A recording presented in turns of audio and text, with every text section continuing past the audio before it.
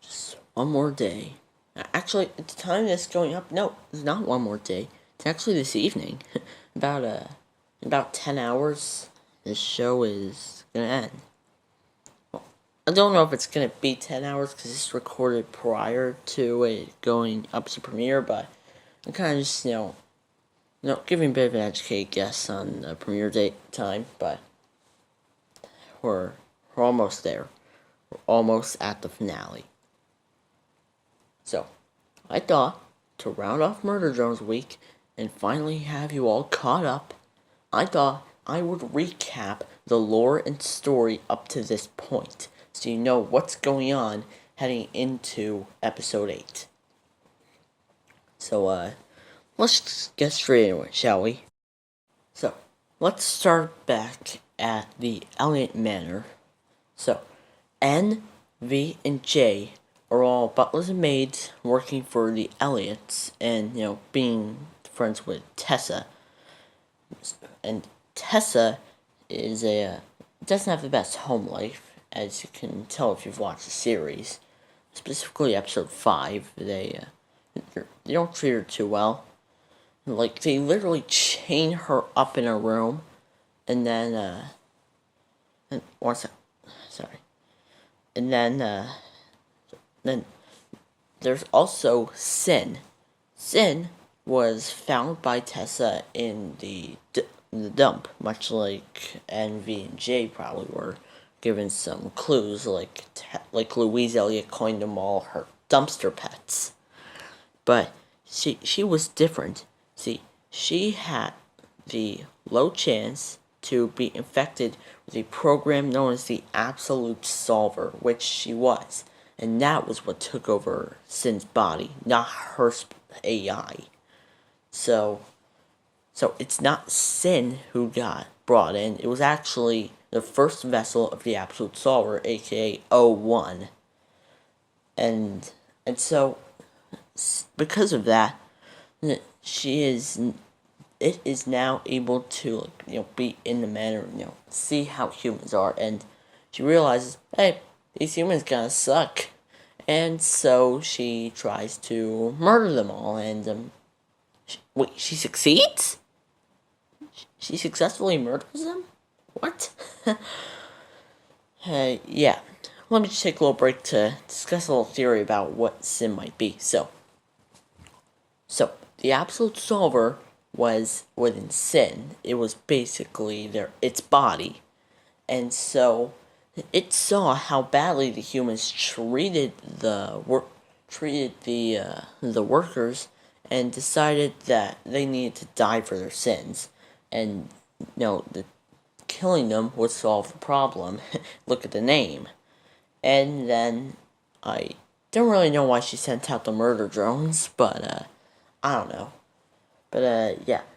Then after that, if we skip a little further into the timeline, we see the construction of a new society by the worker drones. You see, after humanity was destroyed, they were still left remaining after the dust settled, so they decided that the best thing to do was to pick up right where humans left off and build their own world. And so they did.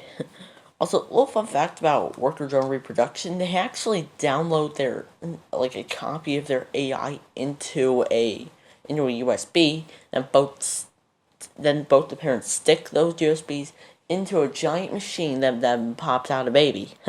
Yeah, that's how babies are made in the Murder Drones universe. Very nice.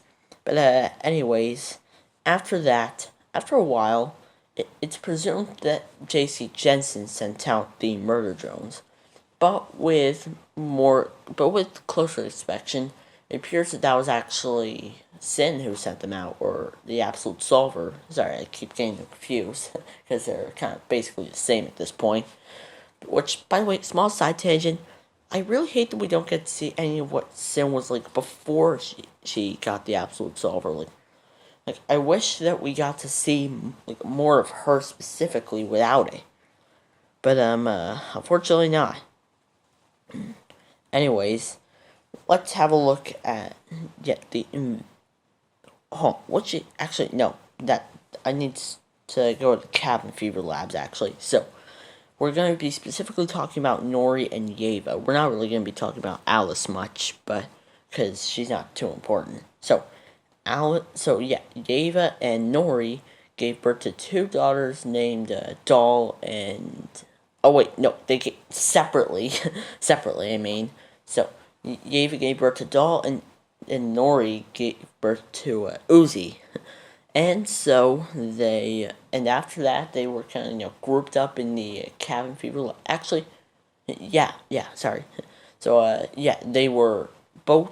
They were both, had the absolute solver. So, the people down at J.C. Jensen, they developed a patch for it. They developed a way to basically cure you of its possessive, abilities. You still keep the various abilities that it has, but you don't have a chance of being, inflicted. So, that's pretty cool. And then,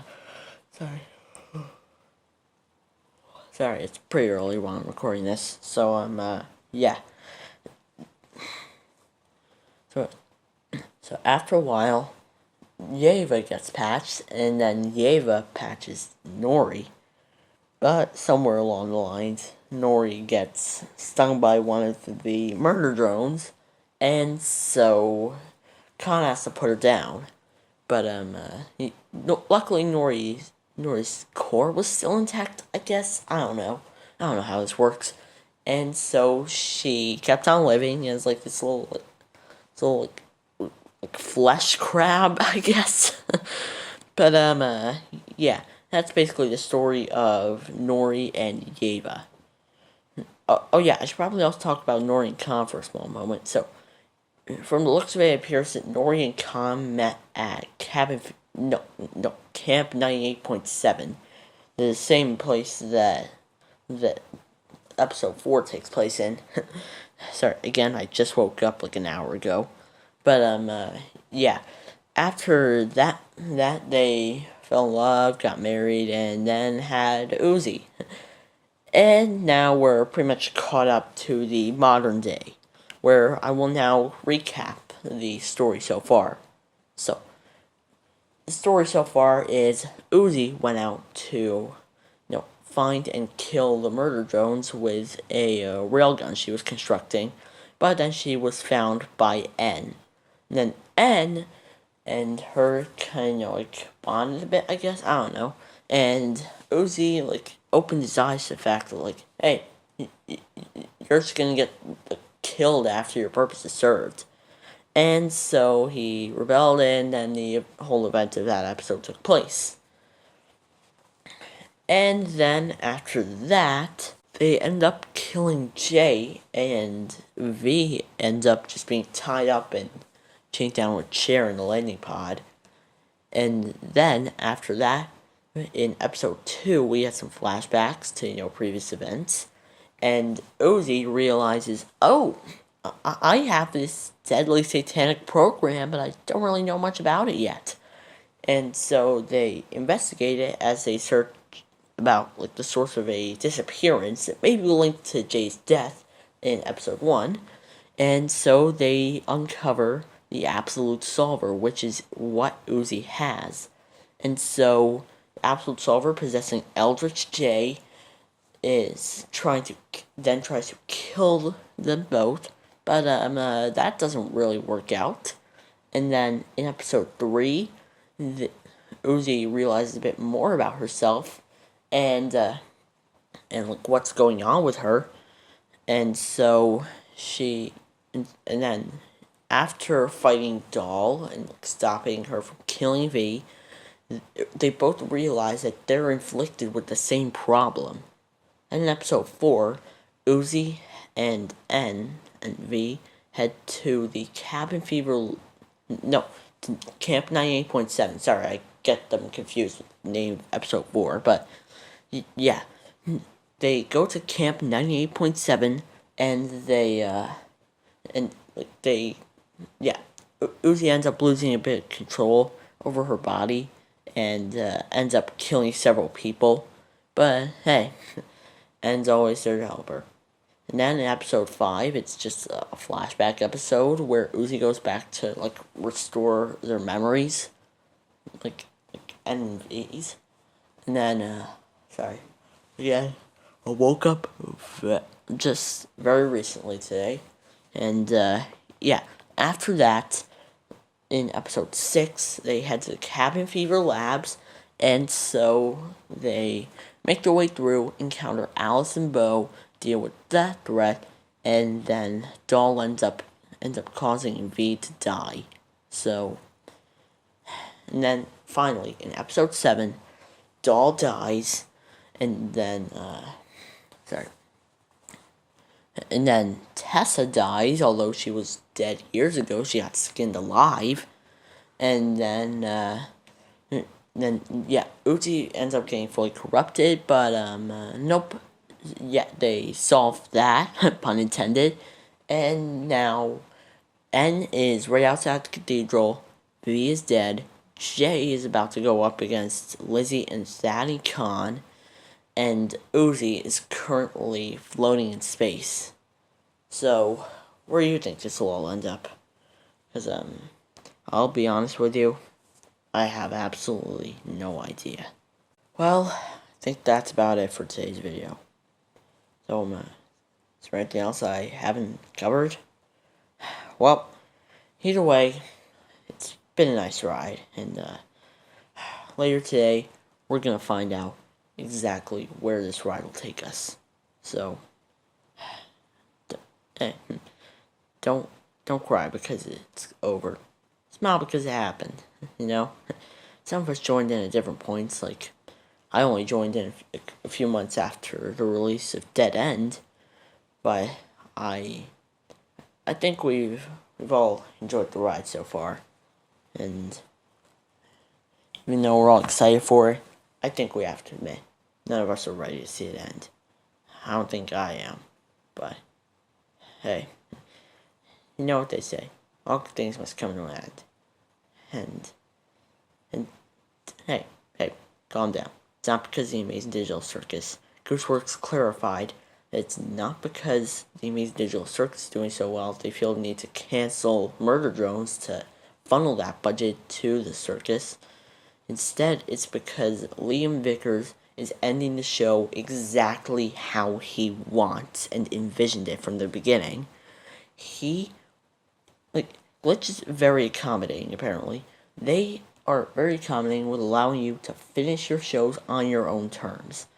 Like, for instance, like right now, Liam intended for it to be an 8-episode series, and so we're on the 8th episode, and we're at the end.